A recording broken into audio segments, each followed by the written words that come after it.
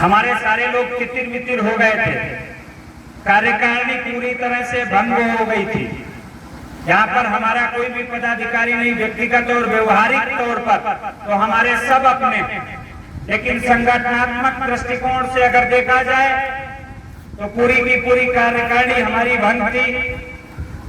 अब तक हमारे संघर्ष का हिस्सा और संघर्ष के साथी जो भी थे वो कहीं ना कहीं अन्य किसी संगठनों में रह करके किसानों की आवाज को उठा रहे थे, लेकिन वहां पर उनकी जायज बात को भी उस तरीके से नहीं सुना गया, तो अपने आप को कहीं ना कहीं उपेक्षित महसूस कर रहे थे।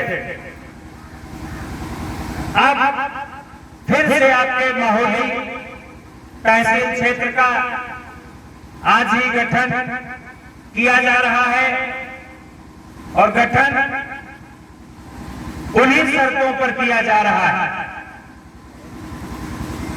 अन्य संगठन के लोग क्या करते हैं मुझे नहीं पता है, लेकिन हमारे काम करने का तरीका हमारे साथ जुड़े हुए प्रत्येक व्यक्ति को पता है।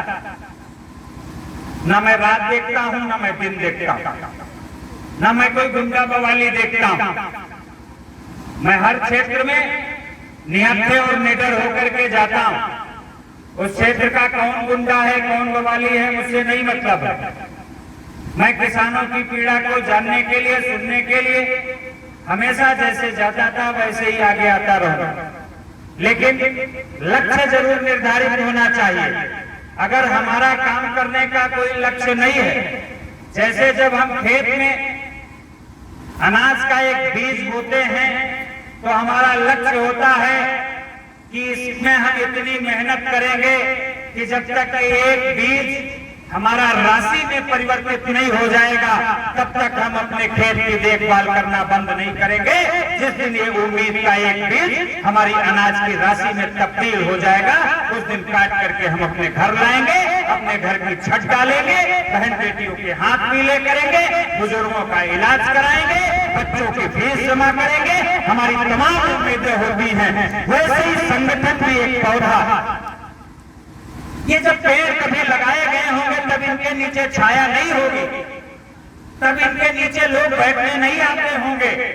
जब कभी ये पेड़ लगाए गए होंगे तब इनके आसपास गमले बनाए गए होंगे, इनकी गुड़ाई करनी पड़ी होगी, इनकी देखभाल करनी पड़ी होगी।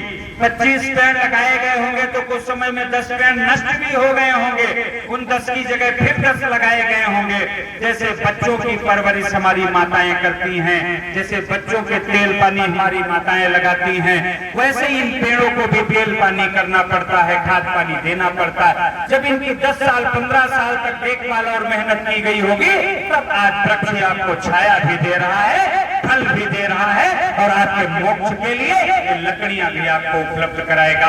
एक कुछ छोटे से तने में आपके जीवन की सारी जरूरतें पूरी हो जाएंगी। वैसे ही संगठन है, ये संगठन रूपी एक पौधा है, इसको हम लगा करके जाएंगे। अगर आप इसकी देखभाल नहीं करेंगे, इसकी परवरिश नहीं करेंगे, इस पर अपना लक्ष्य निर्धारित नहीं करेंगे, इस पर अपना संकल्प निर्धारित नहीं करेंगे तो संगठन टूट करके खंड खंड और नष्ट हो जाएगा। इसमें आपको कोई भी सुविधा और सहूलियत नहीं मिलेगी। अगर आप इस संगठन की देखभाल करेंगे, इस कारवा को बढ़ाने का काम करेंगे, लोगों को जोड़ने का काम करेंगे, संगठन की विचारधारा को बताने का काम करेंगे, अपने लक्ष्य को निर्धारित करके काम करेंगे तो निश्चित तौर पर परिवर्तन आएगा, बदलाव आएगा। आपके अधिकार आपके पास चल करके आएंगे, लेकिन आपको अपने अधिकारों के प्रति जागरूक होना पड़ेगा। किसी कवि ने कहा था